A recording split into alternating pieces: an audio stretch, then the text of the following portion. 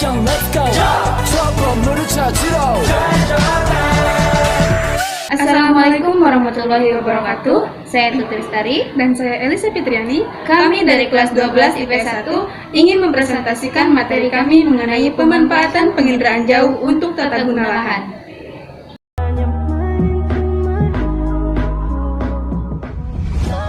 Interpretasi dan pengolahan citra penginderaan jauh. Penginderaan jauh merupakan teknik untuk mengidentifikasi dan menentukan objek, serta memperoleh informasi tentang sifat fisik objek melalui analisis data objek yang dikumpulkan dengan menggunakan sensor.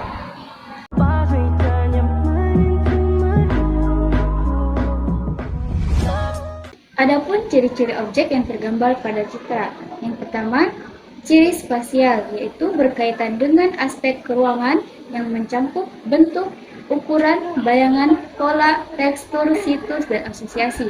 Yang kedua, ciri temporal, yaitu yang berkaitan dengan umur benda atau waktu perekaman. Yang ketiga, ciri spektral, yaitu ciri yang dihasilkan oleh interaksi tenaga elektromagnetik dengan benda yang dinyatakan dengan rona dan warna.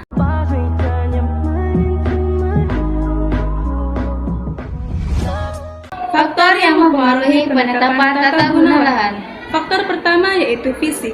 Faktor fisik yang perlu dipertimbangkan terkait dengan tata guna lahan adalah keadaan geologi tanah, air, dan iklim. Yang kedua, biologis. Faktor biologis yang perlu diperhatikan dalam tata guna lahan adalah vegetasi, hewan, dan kependudukan. Faktor yang ketiga yaitu ekonomi. Faktor pertimbangan ekonomi erat kaitannya dengan ciri keuntungan, keadaan pasar, dan transportasi. Faktor terakhir yaitu institusi. Faktor institusi dicirikan oleh hukum pertanian, keadaan politik, keadaan sosial, dan secara administrasi dapat digunakan.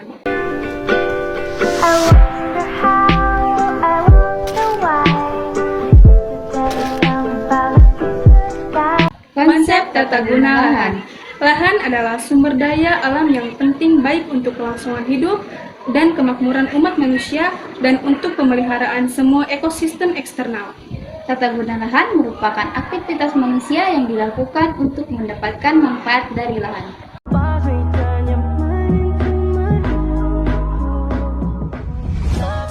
Klasifikasi penggunaan lahan. Penataan ruang berdasarkan fungsi utama kawasan menurut Undang-Undang Republik Indonesia Nomor 26 Tahun 2007. Yang pertama, kawasan lindung, yaitu wilayah yang ditetapkan dengan fungsi utama melindungi kelestarian lingkungan hidup yang mencakup sumber daya alam dan sumber daya buatan. Yang kedua, kawasan budidaya, yaitu wilayah yang ditetapkan dengan fungsi utama untuk dibudidayakan atas dasar kondisi dan potensi sumber daya alam, sumber daya manusia, dan sumber daya buatan.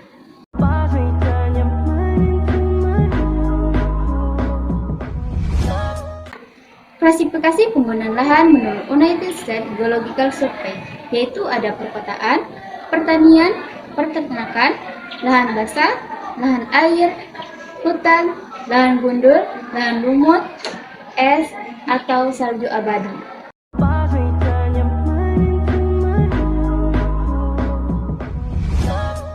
Interpretasi penginderaan jauh untuk tata guna lahan. Peta penggunaan lahan adalah peta yang menunjukkan jenis dan intensitas penggunaan lahan yang berbeda di wilayah tertentu. Peta penggunaan lahan merupakan salah satu bentuk peta tematik atau peta khusus. Penyesuaian penggunaan lahan penting dilakukan untuk mengetahui apakah pemetaan lahan yang dilakukan oleh aktivitas manusia sesuai dengan potensi ataupun daya dukungannya.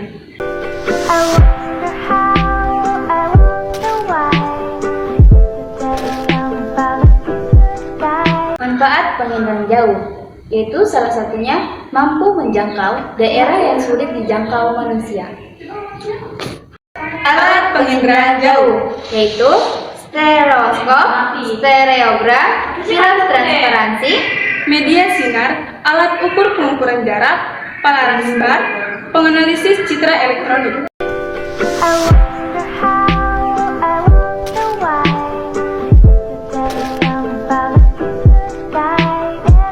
keunggulan penginderaan jauh. Yang pertama, dapat mengetahui sumber daya alam yang tersebar di suatu wilayah dengan mudah. Yang kedua, dapat mengetahui gejala dan iklim.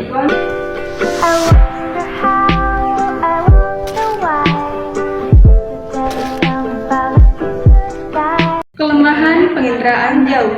Orang yang menggunakan harus memiliki keahlian khusus, peralatan yang digunakan mahal, dan sulit untuk memperoleh citra foto maupun citra non-foto. Cukup sekian dari kami. Wassalamualaikum warahmatullahi wabarakatuh.